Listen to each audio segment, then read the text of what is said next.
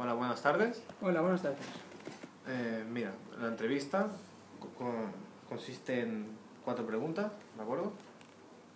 Mira, la pregunta número 1 es: ¿el Tribunal Constitucional es un órgano independiente del Poder Judicial y de los partidos políticos?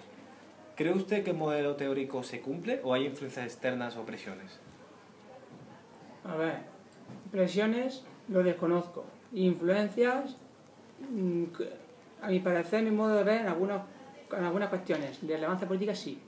En el sentido de que no se puede olvidar que el Tribunal Constitucional, el nombramiento lo hace a instancia del Congreso de Diputados, a instancia del Senado, que son 4 y 4 cada Cámara, 2, creo recordar, 2 el Gobierno y 2 el Consejo General de Justicia, si no recuerdo mal, la forma de designación. A ver, al fin y al cabo, teniendo en cuenta que no son jueces profesionales, que no son jueces de la carrera judicial, sino que son juristas de reconocido prestigio, de alguna manera cada partido político o los políticos buscarán magistrados afines a sus intereses. Eso no quiere decir que no sean imparciales el Tribunal Constitucional, pero sí que hay un conflicto de intereses, sí, y que de alguna manera alguna influencia se puede efectuar desde fuera, sí. Influencia sí, otra cosa es que se deje influenciar los magistrados del Tribunal Constitucional. Vale, muchas gracias. Mira, ¿qué opinión nos puede aportar respecto a que un político reciba un trato de favor en una presunción de inocencia y que solo se puede detener si es pillado en flagranti en el mismo momento de cometer un acto contrario al ordenamiento jurídico? A ver, la Constitución española ya debe haber supuesto del aforamiento, no sé si era el artículo 71 de la Constitución, que no recuerdo bien. El simple hecho de que la propia Constitución te reconozca esta especie de privilegio procesal, no se puede decir que una norma contenida en la Constitución sea inconstitucional. Ahora bien, mi modo de ver, bueno, pues eso implicaría un poco el evitar que la justicia fuera igual para todos.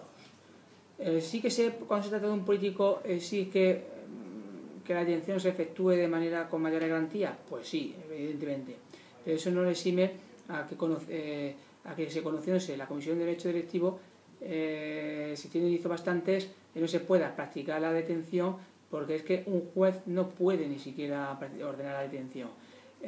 Simplemente se requiere, a través de la Sala Segunda del Tribunal Supremo, recabar el correspondiente suplicatorio de la Cámara que pertenezca al político, si es un diputado o un senador, el Congreso de Diputados y el Senado respectivamente, para que lo conceda. El problema está cuando la Cámara, a través de su presidente, se niega a conceder el suplicatorio. Entonces así que la verdad que estaremos ante un supuesto de conflicto bastante importante, porque al fin y al cabo el principio de orden público justificaría la necesidad de investigar el delito y la comprobación del mismo y por tanto la condena para caso de que se acredite, no se garantizaría en modo alguno.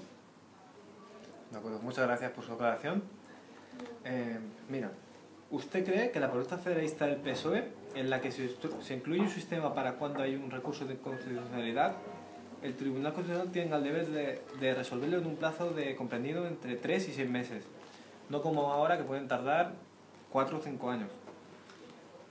A ver, ¿qué es loable que el Tribunal Constitucional en un plazo de 3 a 6 meses pueda resolver un recurso de inconstitucionalidad? También es loable que resuelva un recurso de amparo, que resuelva una cuestión de inconstitucionalidad, cuando el recurso de amparo lo va a presentar el ciudadano de calle, en la cuestión de inconstitucionalidad lo va a presentar un juez con una preparación bastante ardua y tarda igual o incluso más que un recurso de inconstitucionalidad. Entiendo que el hecho de la propuesta del PSOE obedece a que los recursos de inconstitucionalidad normalmente son presentados o son movidos por grupos políticos. De hecho, los grupos parlamentarios están facultados para presentar un recurso de inconstitucionalidad. Al fin y al cabo, si se prevé un plazo de 3 o 6 meses para recurso de inconstitucionalidad, ¿por qué no se prevé ese mismo plazo para recurso de amparo o para plantear una cuestión o para resolver una cuestión de inconstitucionalidad presentada por un juez o un tribunal?